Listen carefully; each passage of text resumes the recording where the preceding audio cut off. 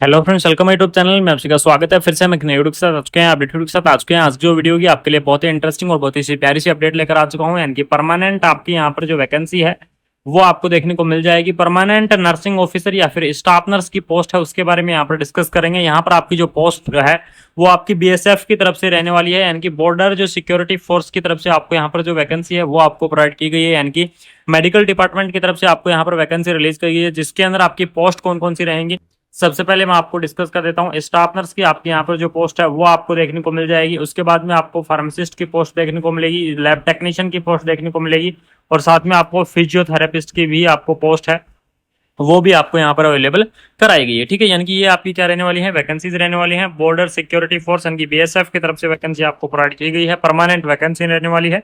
Ministry of the defence यानी कि अगर मैं बात करूं तो आर्मी की तरफ से वैकेंसी आपको यहाँ पर प्रोवाइड की गई है। सबसे इंटरेस्टिंग वैकेंसी आप सभी की यहाँ पर रहने वाली है। वैकेंसीज के बारे में कंप्लीटली इन्फॉर्मेशन आपको देने वाला हूँ, डिटेल में हम चर्चा करेंगे, तो वीडियो के लास्ट तक आप बने रहे।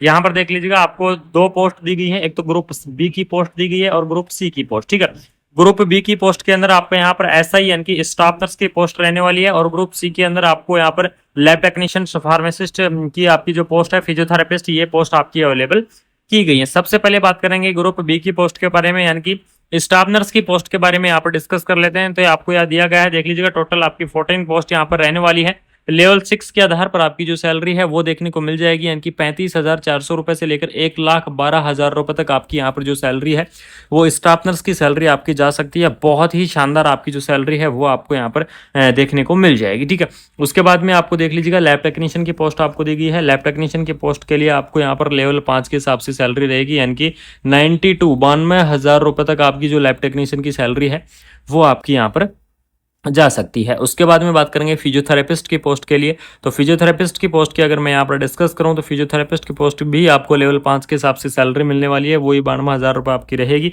फिजियोथेरेपिस्ट की 47 पोस्ट हैं, लैब टेक्नीशियंस की 38 पोस्ट हैं। इस प्रकार से आपकी यहाँ पर जो पोस्ट है वो रहने वाली है। सभी पोस्ट आपको देख लीजिएगा परमानेंट आपकी यहाँ पर पोस्ट रहने वाली है, कोई भी आपकी कॉन्ट्रेक्चुअल पोस्ट नहीं देखने को मिलेगी। इनमें से ये सभी पोस्ट आपकी परमानेंट रहेंगी।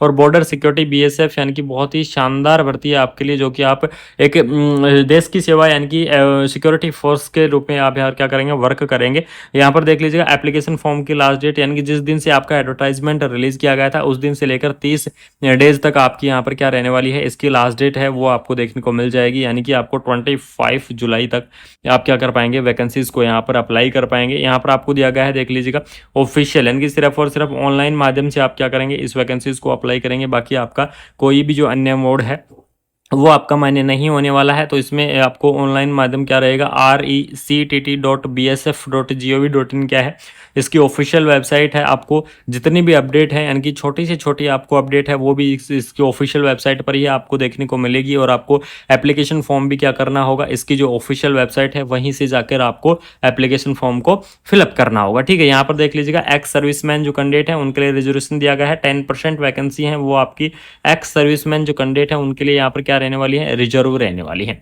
अब बात करेंगे एसेंशियल क्वालिफिकेशन के बारे में, यानी कि एलिजिबल्स कंडीशंस के बारे में, कि कौन कौन कैंडिडेट क्या कर पाएंगे, इस पोस्ट को यहाँ पर अप्लाई कर पाएंगे या फिर एलिजिबल रहेंगे इस पोस्ट को भरने के लिए या फिर फिलअप करने के लिए। तो यहाँ पर देख लीजिएगा, आपको स्टाफ नर्स की पोस्ट की अगर मैं यहाँ पर डिस्कस करूँ तो सबसे पहले आपके पास क्या होनी चाहिए, 12th होनी चाहिए। 12th के बाद में डिग्री या डिप्लोमा अंडर जीएनएम, यानी कि जीएनएम का आपके पास डिग्री या डिप्लोमा है तो आप इस वैकेंसीज को अप्लाई कर सकते हैं। और साथ में आपको यहाँ पर देख लीजिएगा, रजिस्ट्रेशन होना चाहिए, यानी कि यहाँ पर आपका कोई भी एक्सपीरियंस है वो आपका एक्सपीरियंस नहीं मांगा गया है, यानी कि बिना कोई एक्सपीरियंस के आप इस वैकेंसीज को अप्लाई कर पाएंगे। यहाँ पर जीएनएम जो साथी हैं वो भी इस वैकेंसीज को अप्लाई कर सकते हैं। बीएससी नर्सिंग कैंडिडेट वैकेंसी को अप्लाई कर पाएंगे, post BSc nursing candidate vacancy को अप्लाई कर पाएंगे। और अगर इंटरेस्टिंग है तो एमएससी नर्सिंग साथी भी क्या कर सकते हैं, अप्लाई कर सकते हैं, यानी कि एमएससी वाले कैंडिडेट भी वैकेंसी को अप्लाई कर सकते हैं। परमानेंट आपकी भर्ती रहेगी तो आप बहुत ही शानदार रहेगा। तो ये तो आपकी स्टाफ नर्स की पोस्ट की एलिजिबल क्राइटेरिया था। उसके बाद में बात करेंगे लैब टेक्नीशियंस के बारे में।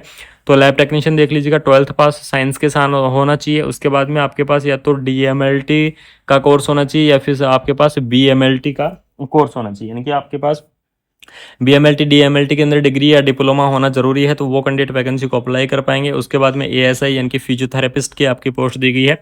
फिजियोथेरेपिस्ट के लिए आपको देख लीजिएगा डिग्री या डिप्लोमा ऑन द फिजियोथेरेपी, यानी कि फिजियोथेरेपी के अंदर आपके पास क्या होना चाहिए, डिग्री या डिप्लोमा होना चाहिए। अगर फिजियोथेरेपी के अंदर अगर आपके पास डिग्री या डिप्लोमा है तो आप क्या कर पाएंगे, इस पोस्ट के लिए यहाँ पर एलिजिबल रहेंगे और इस पोस्ट को आप क्या कर सकते हैं, अप्लाई यहाँ पर कर सकते हैं। एज लिमिट के बारे में यहाँ पर डिस्कस करेंगे। एज लिमिट आपको स्टाफ नर्स की एज लिमिट 21 ईयर से लेकर 30 ईयर, यानी 21 से 30 ईयर आपकी जो एज लिमिट है वो आपको यहाँ पर देखने को मिल जाएगी। लैब टेक्नीशियन की 18 से 25 ईयर आपकी एज लिमिट रहने वाली है। फिजियोथेरेपिस्ट की 20 से 27 आपकी यहाँ पर जो एज लिमिट है वो आपको देखने को मिलेगी, यानी कि अलग अलग पोस्ट की आपकी यहाँ पर जो एज लिमिट है वो आपकी यहाँ पर अलग अलग रहने वाली है।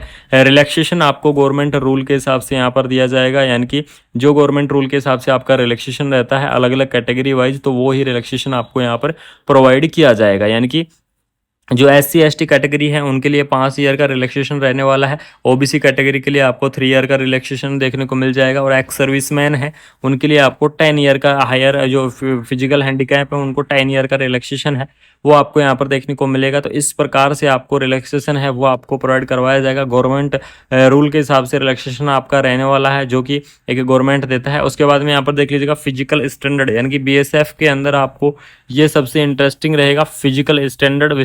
और स्पेशली अगर मैं बात करूँ तो मेल कैंडिडेट के लिए, ठीक है, मेल कैंडिडेट के लिए यहाँ पर फिजिकल जो स्टैंडर्ड है वो बहुत ही हाई मायने रखेगा। हाइट, वेट और चेस्ट, ये तीनों चीज़ आपकी यहाँ पर रहने वाली हैं। फीमेल के अंदर ओनली फॉर हाइट यहाँ पर मेजर किया जाएगा, बाकी जो मेल हैं उनके अंदर हाइट, चेस्ट और वेट सारी चीज़ें की जाएंगी। हाइट 165 सेंटीमीटर मेल की होनी चाहिए, फीमेल की 150 सेंटीमीटर होनी चाहिए। चेस्ट की अगर मैं बात करूं तो अनएक्सपेंडेड आपकी 76 सेंटीमीटर, एक्सपेंडेड आपकी 81 सेंटीमीटर होनी चाहिए, और नॉट अप्लीकेबल यानी कि फीमेल्स के लिए अप्लीकेबल नहीं होगा। वेट की अगर मैं बात करूँ तो हाइट के अनुसार आपका वेट होना जरूरी है।